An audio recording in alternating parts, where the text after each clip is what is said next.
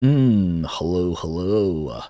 Chainsaw Man chapter 217 came out today, and we are going to go over it quickly.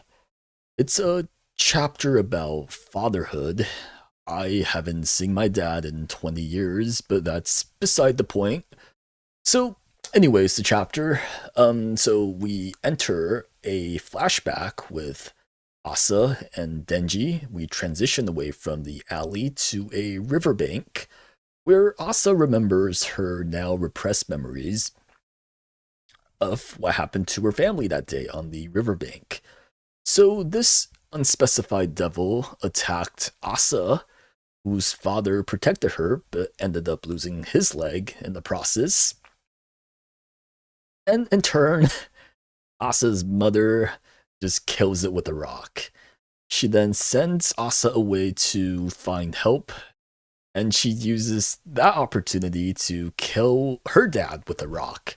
So Asa's mother is a menace with a rock. She just beats everyone to death with it. Um, but anyways, Asa comes back to see her father now dead. And later that night, Asa's mother revealed that she did kill him, but for possibly financial purposes because his death would ensure that the insurance payout would be a lot higher than if he was just crippled. Because apparently Asa's father is a deadbeat, so that's her justification for it. Um, but on top of that, she also added that he was cheating on her. So we don't exactly know how much each reason factored into her decision to get rid of Asa's father. Maybe she's lying about cheating, maybe she's exaggerating certain things. But regardless, Asa says that just like Denji's dad, her father is sometimes drunk and violent, and her life improved after his death. But on the other hand, her father lost his leg to protect her. So there are some complicated, complex relationship between the three of them. But on top of that, she revealed that she tripped and fell on purpose in hopes that her delay will cause her father to die from blood loss. And that's her main source of guilt and why this whole memory is repressed on her end. And personally, I think that because last chapter we saw Asa's mother, she had a bit of a parents change from when she first showed up in Asa's flashback. So I wonder if because of Asa's internalized guilt, that's why she's maybe projecting her mother to look more like her. Because she feels responsible for her father's death. So she projects her face onto her mother, who is the real responsible party. But anyways, she tells Denji all that. Denji also kind of tries to relate by revealing that he killed his dad when he was a little boy and made it look like a suicide. And the two bond and they do their hee hee and ha-has. Whether because they're laughing because of Denji saying he's a good person and they don't think that he is, or because they're just laughing at the ridiculousness of the situation, we don't really know. It could be both, but that's where the chapter ends. So my first thought from the chapter is if Fujimoto killed someone when he was a little boy, because he has done child murder, children committing murder, children causing death quite a bit.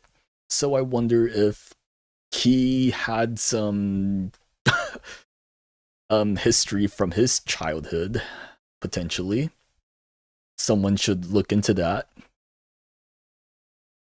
But otherwise, I guess another question I have for the whole Denji Asa situation is whether so Denji is seeing as he's portraying himself as a little boy in his mental space, but on the other hand, Asa is still her teenage current self instead of the little girl that was at the riverbank or the little girl that was with her mother when she died.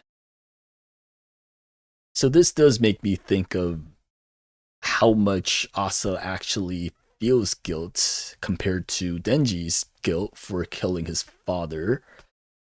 Um, let's see. But yeah, that's about my quick thought on the chapter.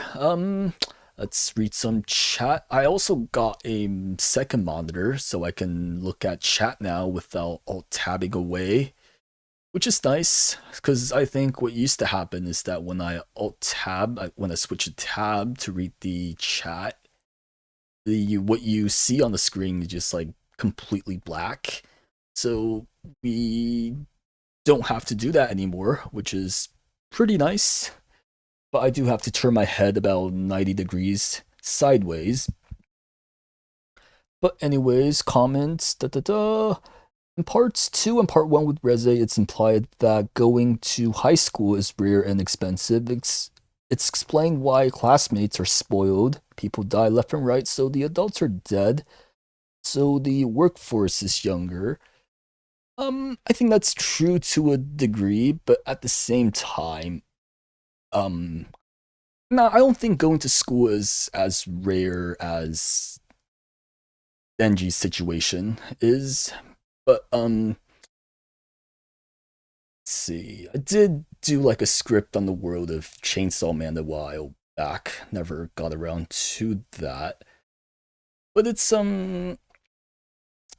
I do think like, having a good percentage of your population dying isn't great for the economy, which is why we see a lot of poverty around the series. And also you have to remember that the series is kind of based on the Japan in the 90s, which is their period of recession, because they had like a big economic boom in like the 70s and 80s, but then when the 90s came around, it's like the opposite of that. So there were a lot of economic hardship for Japanese people in the, which is also why for a lot of the 90s anime you kind of see like poor protagonist a bit. Like I'm gonna think of some examples. Like Yusuke. Yusuke was from Yu Yu Hakusho was like super poor. I think that came out in the 90s. But anyways. Let's see. The buildings with the smokestack is probably imagery on how poor their livelihood were, to further showing mom's desperation by isekaiing her husband. Yeah, there was one panel of when Asa ran into the alley to call for help. Um and you just see like a bunch of industrial chimneys and whatnot.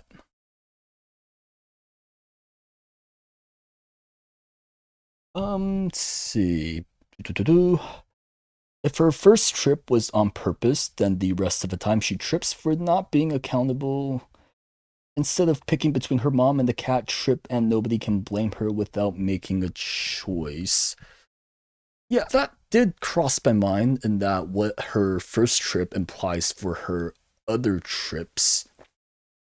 But I don't necessarily think she did it on purpose, right? Because when she tripped over Bucky, that was like not even her fault. She was tripped by the class president. And when she tripped with Yuko, it's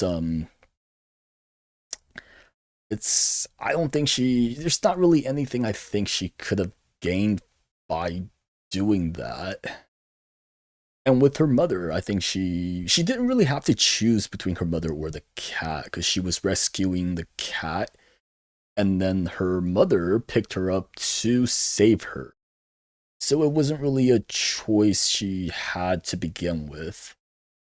But I do think maybe this instance did condition her to trip during times of hardship. Not necessarily on purpose, but just something that's ingrained into her. Mom probably added the cheating at the end because she either was justifying her action or she made it up because she realized putting Asa's high school excuse is harming for a kid's mind. My first thought was that she made it up, but then there was also this devil hunter from earlier in part 2 who he was kind of bragging about cheating on his wife and then he got stabbed through the chest by her. So I think maybe Fujimoto just isn't a fan of cheating. I can't imagine many people are, but I mean, I don't think we'll ever get the answer of like how truthful Asa's mother was being for this part. But either way, I think the point we was got across in that she was just kind of saying stuff to justify her actions. Let's see. I think they both laugh because of because for Denji, he did a bad thing but became a good person afterwards, just like Asa's mom did something bad but was still willing to sacrifice her life when Asa tripped. I do think this chapter brings a lot of solid moral dilemma questions on whether not necessarily whether murder is justified, but on like the utilitarian benefits of killing. Because Asa did talk about how her life was a lot better after his death. And for Denji, he was, probably absolutely justified in what he did. I wouldn't even, because without details, it's like I can't even imagine how he would kill his drunken dad as like a 5-year-old. It's like if you have a drunken father, I imagine he just tripped and fell on his own and then died for the most part. I can't really think of many ways in which Denji would be directly responsible for killing his dad. But yeah, I think if we have some details on what Denji did, it could be an interesting moral debate. Let's see. In the case of Asa, she purposely took longer to let her dad get isekai, but tried to do the right thing throughout part 2. But unlike Denji, Asa always questioned herself. I do think Asa tripping and falling is how'd I say this? It's like because if she is questioning herself a lot, she's trying to convince herself to be a good person for the most part. Because if she wasn't, she would have just delayed herself normally, right? She didn't have to trip and fall when no one's watching. So the trip and fall was not really for anyone else but herself. She needed to justify the day. She need to make it sound good to herself, to rationalize it in her head, which is a really interesting dynamic that I don't think we see too much in a lot of fiction these days, where characters try to gaslight themselves, for the lack of a better word. But yes. You're noticing that the main thing with part 2 is accountability. Her falling now makes sense. Every time she felt was a defense mechanism from survivor's guilt. It was her guilt from letting her dad getting isekai'd so she could live a happier life. Yeah, that's a good observation. I think Falling Devil being like so much of part 2's threat really make a lot of sense now from Asa's point of view. But accountability, I would say so. Denji do think about the people that he's caused to die recently. Um, hmm. I do think the theme of accountability would hit harder if we can have like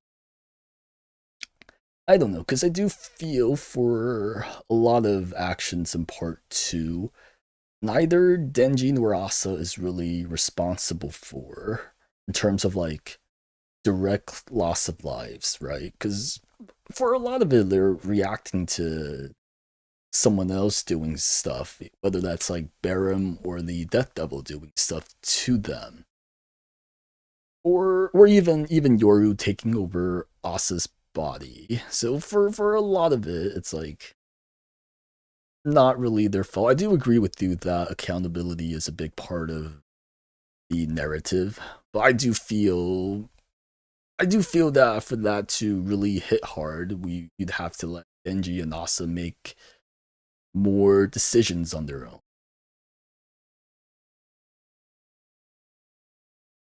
Do This explains why Asa's feeling isolated in school. She wants friends, but her survivor skill and her mom using her high school life as an excuse destroyed her mental state. Maybe. It could be. She could be feeling guilt about going to school because her father died to put her to school. I do think there's just a lot going on in Asa's life even without like ignoring her dad part. I do wonder though, because Asa said that she forgot the whole incident. So I wonder in Asa's head how she thought happened to her father. Because it is like a selective amnesia for her, but it's like, but her father dying is also a pretty big part of her life. At some point, she will be like, I have no mom, where's my dad? I don't know. But, anyways, let's see. The Chainsaw Man world showed that taking people out as a way of survivalism, Denji from abuse and Asa from poverty. So Asa's dream of dead chicken lying on the ground was a symbolism of her dead dad. I still think that the dead chickens are more about the innocent lives that she would let Yoru kill through her body.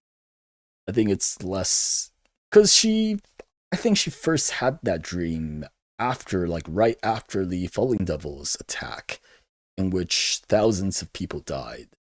So I think the dead chicken is more so her representing the lives of innocent civilians rather than just a singular person. Because she stepped on a bunch of dead chicken instead of just one. Let's see. You're sure Asa convinced herself of a devil taking her dad's life? Yeah, actually, yeah, that makes a lot of sense.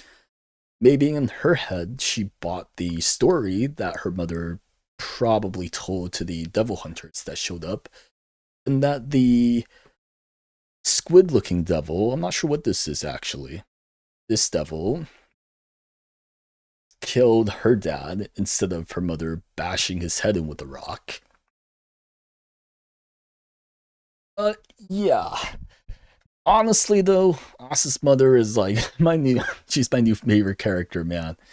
Because this is actually insane. She kills a devil with her, like, unarmed for the most part. A devil that can apparently take out someone's leg. She just casually bashed it over the head with a rock. And then she comes back to finish the job. So I feel like Asa's mom might be. My first thought when reading the chapter was that Asa's mom was like a secret super badass or some shit. Imagine if she had a rock when she ran into the Typhoon Devil. She would have bashed that baby's head in. But anyways, that's about all I got for the week. Chapter is again really short. I was not when I finished reading it, I did not think that I went through 18 pages of it, but I went back and counted individually, and it is 18 pages. So the chapters go by really fast. But anyways, thanks for the chats and the observations. There is going to be another break next week. I think it might be actually no, because the Reze movie already released in Japan. It's coming out around the time the next chapter drops in the US. But yeah, that's all I got. I'll see you guys